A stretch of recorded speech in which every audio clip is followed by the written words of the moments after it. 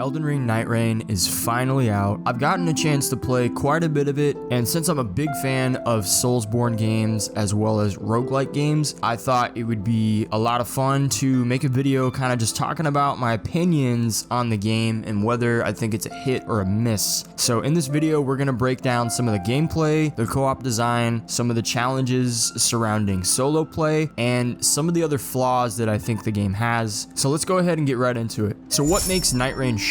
Nightreign excels with its combat, delivering the precise, punishing feel of Elden Ring. You get 8 Nightfarer classes that add variety, such as the Duchess with more of a Bloodborne style quickstep, or the Archer Iron Eye with his ranged attacks, as well as his marking ability. And I really do feel like with the roguelike elements, it does enhance the Souls-like experience. The game is designed for co-op, specifically 3 players. Classes synergize effectively. Iron Eye can revive people from a distance, while the Guardian absorbs hits, and the Duchess boosts damage for the group. Relics often include group effects, like a flask that heals the entire team, and players can revive teammates by attacking them during combat, which is surprisingly kind of hilarious when you see it happening, dude, especially when it's like really chaotic on the screen. But all in all, it is made for 3-player co-op. The 3-day cycle, exploration, mini bosses, and the final Nightlord fight. Each run lasts about 30 to 45 minutes, which is perfectly paced for co-op. The Nightreign Flame, which is the shrinking blue flame, forces you to move into certain parts of the map. It's basically like a battle royale circle, and it adds a lot of tension, surprisingly, to the game, especially when you're not paying attention to the circle moving and you're in a fight, and then out of nowhere, you're fighting a boss, and the ring is like right there. It is kind of crazy. You're like, do I keep fighting this boss and risk dying to the ring, losing a level, or do I just thug it out and try to get some loot? The randomization of the map, loot, and bosses can keep the runs varied, while relics provide permanent upgrades between runs, ensuring actual roguelite progression. Now, speaking of the roguelike elements, how does it stack up compared to other roguelike or roguelite games? Nightreign embraces roguelike mechanics with a randomized map, enemies, and gear, ensuring no 2 runs are completely identical. However, we'll talk about the map specifically in a minute. Compared to a roguelike game like Hades, Nightreign's 3-day cycle is more structured but lacks narrative depth. Against a game like Risk of Rain 2, the co-op focus is similar, but Nightreign's systems adds greater urgency than Risk of Rain's scaling difficulty. The relic system, offering stat boosts or effects like group healing, it's simpler than a game like Dead Cell's weapon unlocks, prioritizing quick synergy over deep customization. The blend of Souls-like depth with roguelike replayability is strong, especially for co-op, but the game's design heavily favors teamwork over solo play. And speaking of solo, Nightreign, like I've said, is built for co-op, dude. And solo play, while possible, is extremely challenging. The game is balanced for 3 players, meaning enemies deal high damage and bosses like Nightlords have large health pools. Without teammates to revive or share aggro, solo run players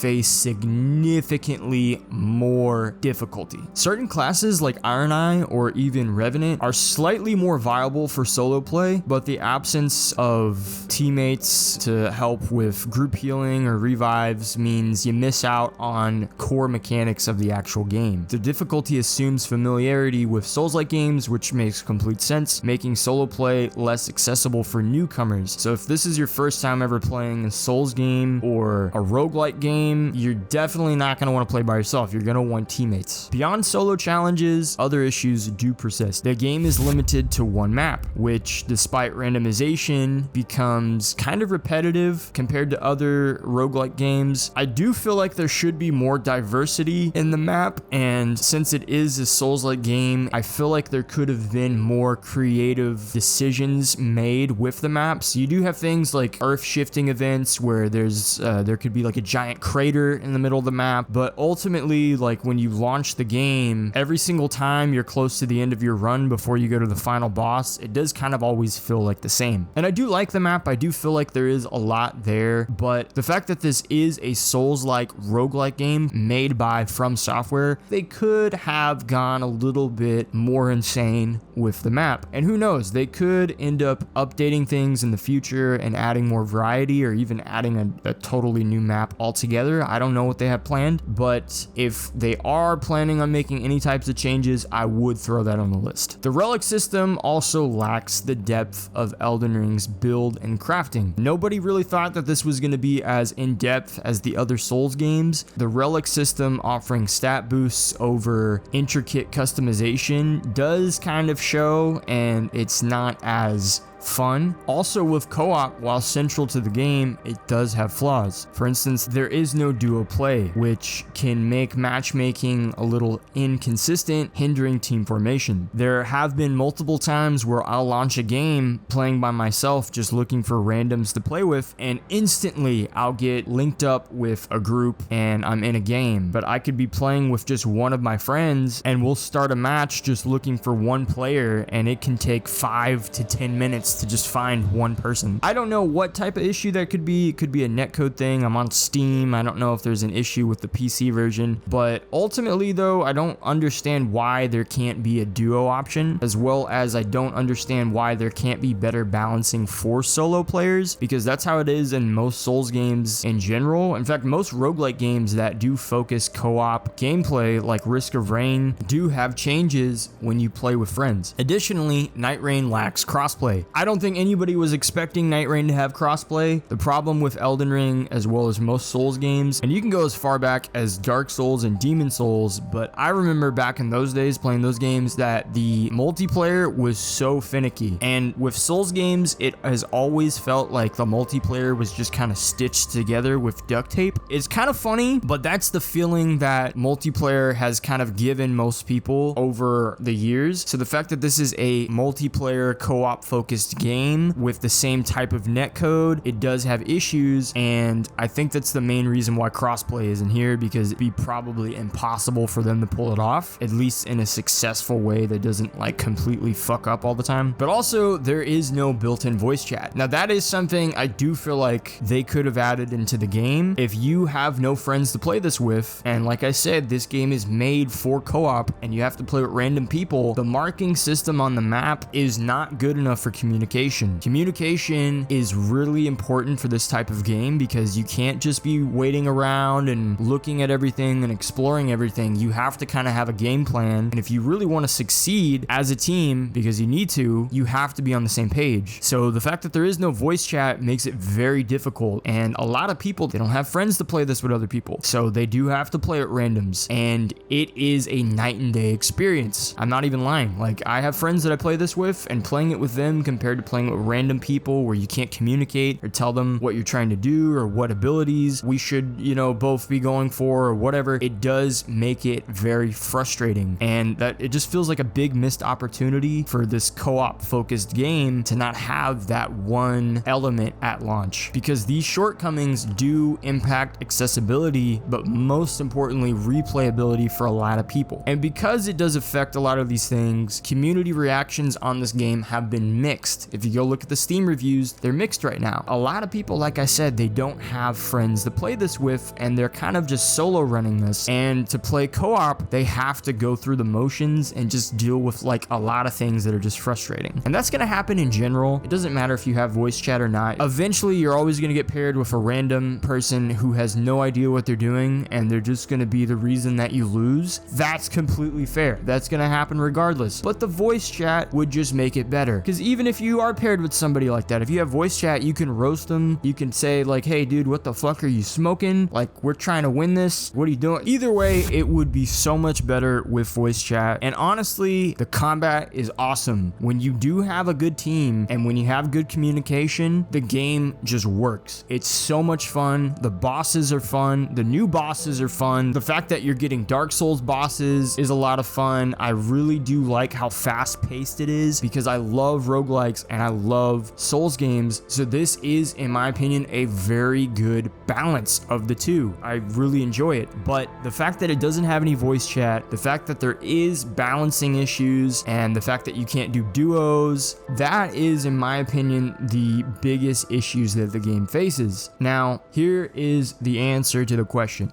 Is Nightreign the Soulslike Roguelike, a hit or miss in my opinion. I'm gonna go ahead and say I think it's a hit. I think it's great. Like I said, I think it is a lot of fun when it works, which it works most of the time. It's amazing, but it's really just a hit for co-op players at the moment. The co-op synergy, and the ring, it really does add a thrilling experience, and I do think this is a kind of new take on the roguelike genre, and it's not perfect. It has its issues, it has its flaws. It's mostly flawed for people who don't have friends to play with, or people who just want to play solo and they just want to, you know, focus on grinding out the game by themselves. You're gonna kind of have a bad time. Now, if you're a fan of other roguelike games like Hades or Risk of Rain 2, and this is your first time playing a Souls game, you're gonna want to have people to play it with. Now, if you don't, for whatever reason, and you can't find a lobby, or you get paired up with really bad people, just know that that's kind of what you're gonna be in for if you don't have a set group of people to play with, or you're not in a Discord group where you guys can talk over the voice chat. It's gonna be a little weird. And if you want to do solo play, like I said, you're gonna be having kind of a rough time. Even if you are a Souls-like fan and you've played all the games, it's still gonna be pretty difficult. But people like that, you know, people like these games because they like how difficult they are. I've seen enough people do solo runs where they do beat the game. So it's possible, but also there are videos of people who play the entire Souls-like games without